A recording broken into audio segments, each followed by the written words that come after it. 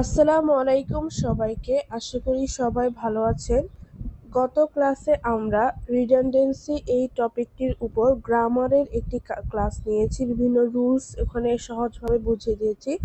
আজকে আমরা মোহাম্মদ জাহাঙ্গীর আলম স্যারের বই মাস্টারের কিছু গুরুত্বপূর্ণ এক্সাম্পলগুলো সলভ করব। এগুলো যদি সলভ করে ফেলি তাহলে আমাদের জন্য এই চ্যাপ্টারটি একদম সহজ হয়ে যাবে।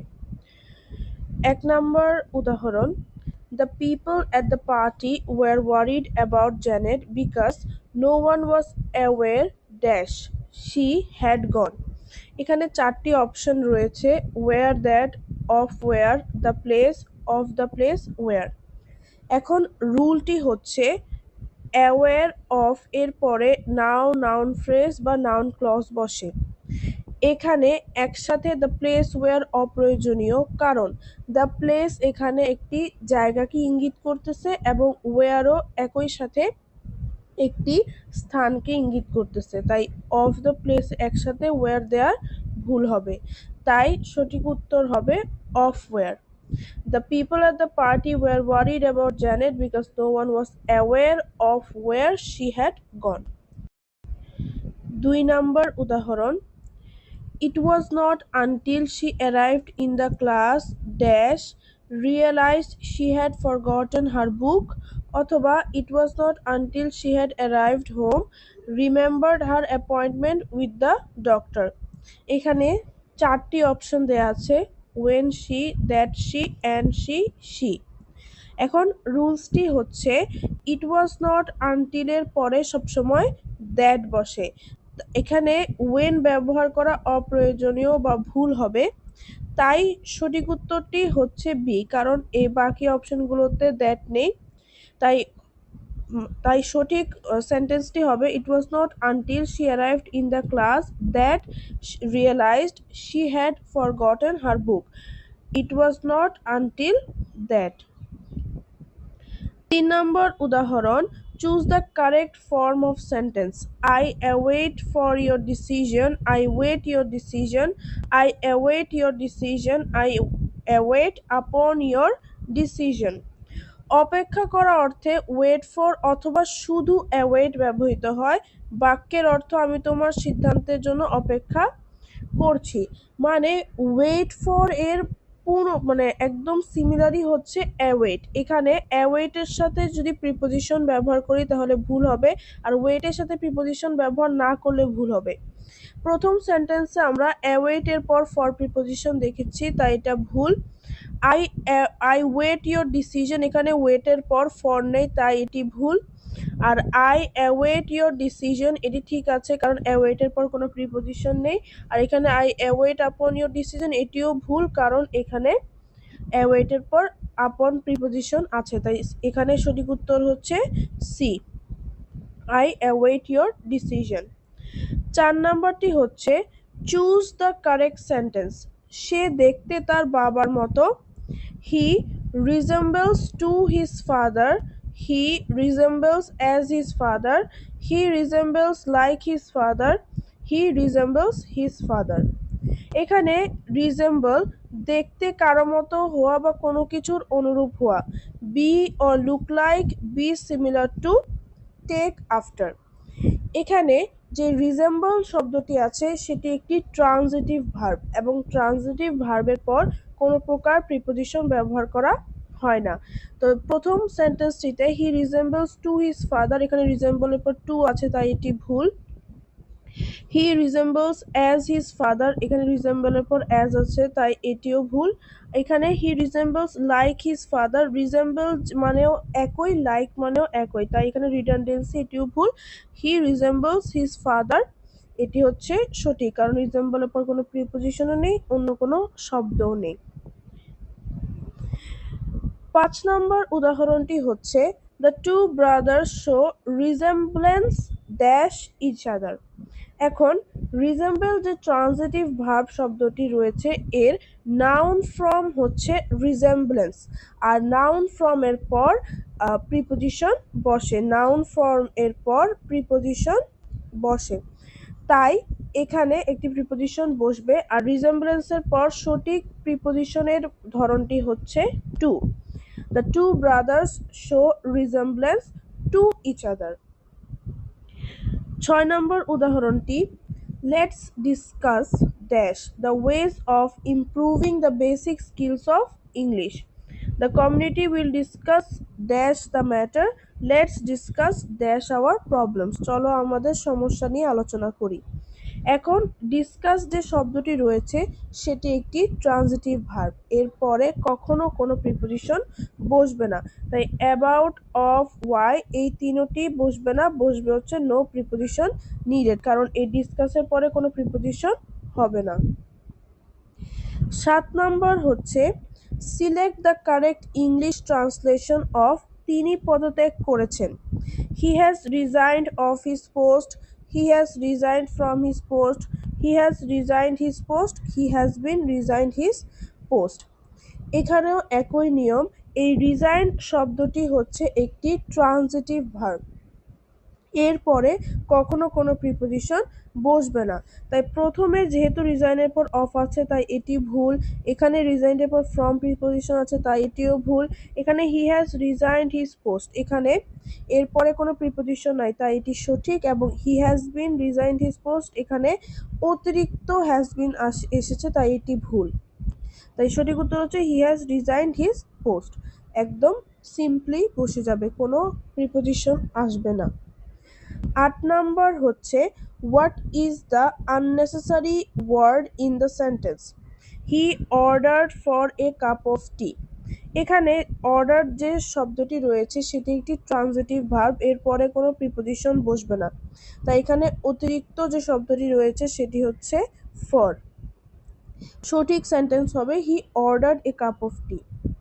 9 নম্বর, হি has resigned dash his post. এখানেও সেম, এই রিজাইন শব্দটি এটি একটি ট্রানজিটিভ ভার্ব, এরপরে কখনো কোনো প্রিপোজিশন বসবে না, তাই ফ্রম, ইন কোনো প্রিপোজিশন বসবে না, বসবে হচ্ছে no preposition. He has resigned his post. 10 নম্বর, I want to go dash abroad after my studies.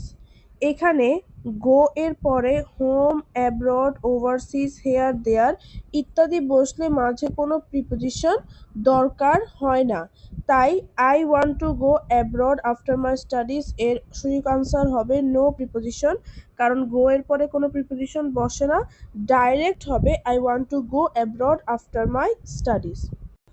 11 number, the walls of our house have been painted green. The bamboo was painted dash green. বাঁশটিতে সবুজ রং করা হলো। The walls of our garden have been painted dash white. এখানে সাধারণত colour এর আগে in বসে, মানে in green বা ইন যায় কিছু, কিন্তু যদি পেইন্ট শব্দটি থাকে, যেহেতু পেইন্ট শব্দটি একটি ট্রানজিটিভ ভার্ব, এরপরে কোনো প্রিপোজিশনের প্রয়োজন নেই এবং দিলে ভুল হবে, তাই সঠিকটি হবে নো প্রিপোজিশন, কারণ the walls of our house have been painted green হবে, এর আগে কোনো প্রিপোজিশন বসবে না, simply the bamboo was painted green হবে। 12 number rule, do you mind if I join dash you. তোমার সাথে যোগদান করলে কি কিছু মনে করবে। এখানে জয়েন শব্দটি হচ্ছে একটি ট্রানজিটিভ ভার্ব, তাই এরপরে কোনো প্রকার প্রিপোজিশন বসবে না, তাই ডাইরেক্ট বসবে do you mind if I join you. Join with you হলেও এটি ভুল হবে, এটি মনে হতে পারে যে উইথ ইউ মিলে, কিন্তু এটি জয়েনের পরে, যেহেতু এটি কি ট্রানজিটিভ ভার্ব, এরপরে কোনো প্রিপোজিশন বসবে না, no preposition needed. Choose the correct sentence. Mr. Rahim discussed about his problem. Mr. Rahim discussed his problem. Mr. Rahim discussed regarding his problem. Mr. Rahim discussed on his problem.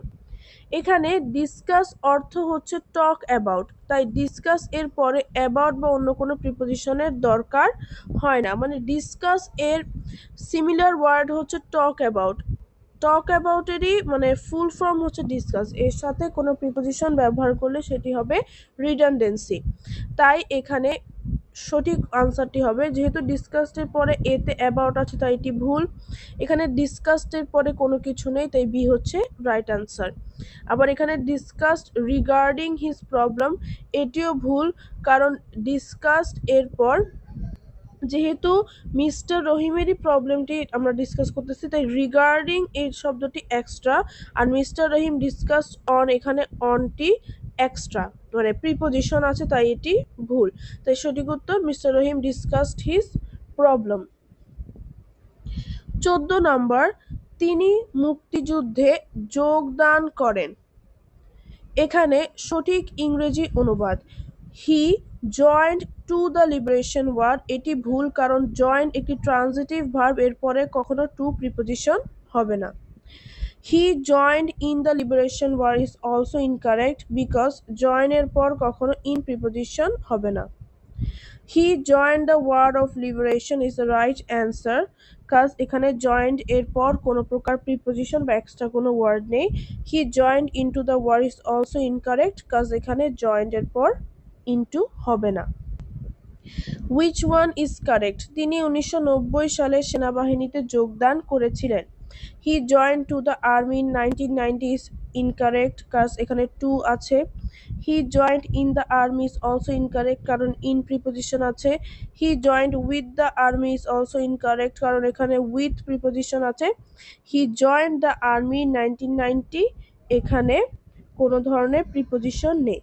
বেশিরভাগ ক্ষেত্রে এখানে simple আনসারগুলি উত্তর হয়ে থাকে, মানে যেটা শুনতে একদম simply. He join the army 1990, যোগদান করা বা সদস্য হওয়া অর্থে জয়েন হচ্ছে একটি ট্রানজিটিভ ভার্ব, তাই এর পরে কোনো প্রিপোজিশন বসে না, বসলে সেটি হবে ভুল।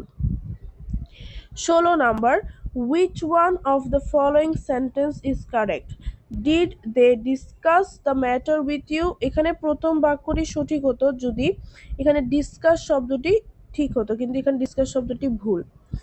Did they discussed about the matter is incorrect, কারণ ডিসকাস এর পরে about হবে না, প্রিপোজিশন হবে না। Did they discuss about the matter with you is also incorrect, কারণ এখানে about প্রিপোজিশন আছে।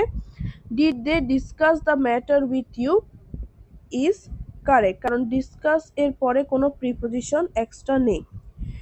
এখানে ডিসকাস অর্থ হচ্ছে টক অ্যাবাউট, তাই অ্যাবাউট বসে না, মানে ডিসকাস মানেই হচ্ছে কারোর সাথে কথা বলা বা টক অ্যাবাউট, তাই এক্সট্রা অ্যাবাউট দিলে সেটি ভুল হবে, তাই এগুলো ভুল। 17 number, choose the correct sentence. We shall discuss about the matter, এখানে অ্যাবাউট আছে তাই এটি ভুল। এখানে হি হ্যাজ রিজাইন্ড হিজ পোস্ট, ঠিক আছে, কারণ রিজাইন্ডের পর কোনো অতিরিক্ত প্রিপোজিশন বা অতিরিক্ত কোনো শব্দ নেই, তাই বিটা ঠিক আছে। আর he at last came to a final conclusion, conclusion মানেও হচ্ছে শেষ পরিণতি বোঝায়, আর ফাইনাল মানেও শেষ বোঝায়, তাই দুইটা যেহেতু একসাথে আমরা ব্যবহার করেছি এটা হবে রিডান্ডেন্সি, তাই এটা হবে ভুল। This is a true fact, এখানে ফ্যাক্ট মানেই হচ্ছে একটি সত্য ঘটনা বা সত্য, তাই এর আগে ট্রু বসানো, এটা হবে রিডান্ডেন্সি, তাই এটি হবে ভুল। সঠিক উত্তর হচ্ছে he has resigned his post. এ নম্বরে শুধু ডিসকাস হবে, অ্যাবাউট হবে না, কারণ ডিসকাসের পরে অ্যাবাউট হয় না। ফাইনাল কনক্লুশন, শুধু কনক্লুশন এবং ফাইনাল ডিসিশন হবে, মানে শুধু কনক্লুশন হবে অথবা শুধু ফাইনাল ডিসিশন হবে। শুধু ফ্যাক্ট হবে, কারণ ফ্যাক্ট হলো সত্য ঘটনা, তাই এর পূর্বে ট্রু বসে না। 18 number, which one is the incorrect sentence? We are not cowards, ঠিক আছে। He answered all my questions, ঠিক আছে। He reached at home at 9 p.m. yesterday, এই রিচ শব্দটি হচ্ছে একটি ট্রানজিটিভ ভার্ব, এরপরে কখনো কোনো প্রিপোজিশন বসবে না, তাই এটি হচ্ছে incorrect sentence. He was appointed captain, ঠিক আছে, গ্রামাটিক্যালি ঠিক আছে, রিডান্ডেন্সিও হয়নি, তাই এখানে সি নাম্বারটি হচ্ছে ভুল। 19 নম্বর, which one is the incorrect sentence? We are united is correct. We reached at home yesterday is incorrect, কারণ এই রিচ শব্দটি হচ্ছে একটি ট্রানজিটিভ ভার্ব, এরপরে কখনো অ্যাট প্রিপোজিশন বসবে না। সঠিক সেন্টেন্সটি হবে উই রিচড হোম ইয়েস্টারডে। এখানে হি আনসার্ড মাই কোয়েশ্চেন ঠিক আছে, আর হি ইজ অ্যাপয়েন্টেড ক্যাপ্টেন এটাও ঠিক আছে। অ্যাপয়েন্টেডের পরে যদি কখনো কোনো প্রিপোজিশন বসে তাহলে ভুল হতো, তাহলে ভুল সেন্টেন্সটি হচ্ছে we reached at home yesterday. 20 number, choose the correct sentence. সে পদত্যাগ করতে চায়। He wants to resign the post, he wants to resign from the post, he wants to resign to the post, he wants to resign on the post. এখানে resign যে শব্দটি আছে এটিও একটি ট্রানজিটিভ ভার্ব, এর পরে কখনো কোনো প্রিপোজিশন বসবে না।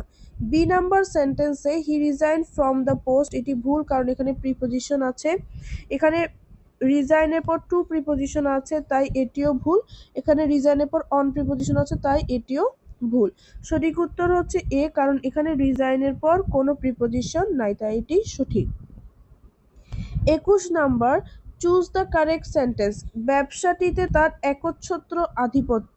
হি has the entire monopoly of the trade, he has a monopoly of the trade, he has a total monopoly of the trade, আর he has wide monopoly of the trade. এখানে monopoly অর্থ একচেটিয়া ব্যবসার অধিকার, একচ্ছত্র আধিপত্য, একাধিকার। তাই মনোপলি এর সাথে ওয়াইড, টোটাল, এন্টায়ার ইত্যাদি অ্যাডজেক্টিভ ব্যবহারের প্রয়োজন নেই। তাই এখানে monopoly, he has the entire monopoly of the trade, এখানে এন্টায়ার ভুল। হি has a monopoly of the trade এটি ঠিক আছে, কারণ এর সাথে কোনো ওয়াইড, টোটাল, এন্টায়ার কিছু নেই। সিটা ভুল, কারণ এখানে মনোপলির আগে টোটাল আছে। He has a total monopoly of the trade তাই এটি ভুল। আর he has a wide monopoly of the trade তাইও এটি ভুল, কারণ এখানে মনোপলির আগে ওয়াইড আছে। সঠিক উত্তর হবে he has a monopoly of the trade. 22 number, choose the correct sentence. যাও আমার জন্য একটু পানি নিয়ে এসো। Go to fetch some water for me, go and fetch some water for me, fetch and bring some water for me. D হচ্ছে fetch some water for me. Fetch অর্থ হচ্ছে go to a place or get something and bring it, কোনো স্থানে কিছু নিতে যাওয়া এবং সেটি নিয়ে আসা।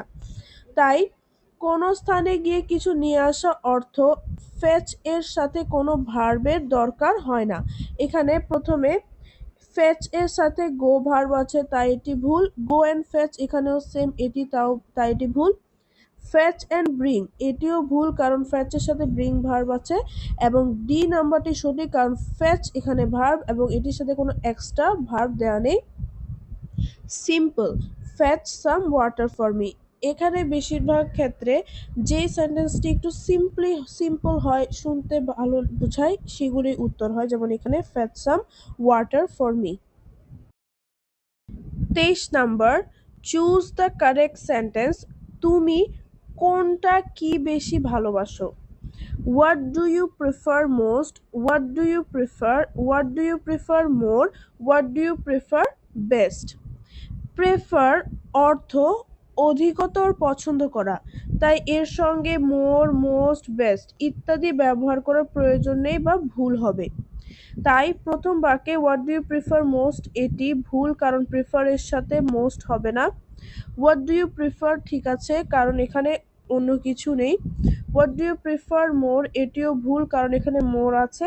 হোয়াট ডু ইউ প্রিফার বেস্টও ভুল, কারণ প্রিফারের সাথে বেস্ট হবে না। তাই সঠিক উত্তর হচ্ছে হোয়াট ডু ইউ প্রিফার। 24 নাম্বার, চুজ দ্য কারেক্ট সেন্টেন্স। এটা আবার বলো বা করো। Repeat it again, repeat it again and again, repeat it once again. Repeat মানে হচ্ছে আবার করা বা আবার আবার জিনিসটা বোঝায়, আবার অ্যাগেন মানেও আবার বোঝায়। তাই রিপিট আর অ্যাগেন যদি একসাথে হয় সেটি হবে রিডান্ডেন্সি এবং সেটি হবে ভুল, তাই এটি হবে ভুল। রিপিট ইট এখানে একদম সিম্পলি রিপিট, এর পরে কোনো অ্যাগেন নেই তাই এটি ঠিক আছে।